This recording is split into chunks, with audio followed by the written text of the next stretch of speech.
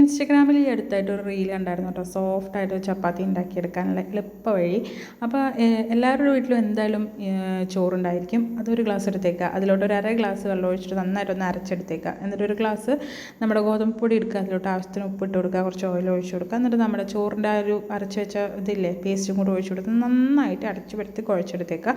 ഒരു 10 minute rest ചെയ്യാൻ വെക്കുക. അപ്പോഴേക്കും നല്ല സോഫ്റ്റായിട്ട് വന്നിട്ടുണ്ടാവും. എന്നിട്ട് നമുക്ക് ഓരോ ഉരുളകളായിട്ട് നല്ല തിന്നായിട്ട് പരത്തിയെടുക്കാം കേട്ടോ. ഞാൻ പൊടി വെച്ചിട്ടാണ് പരത്തിയെടുക്കുന്നത്. നിങ്ങൾക്ക് വേണമെന്നുണ്ടെങ്കിൽ ഓയിലോ ഗീയോ എന്താ വെച്ചാൽ യൂസ് ചെയ്യാം കേട്ടോ.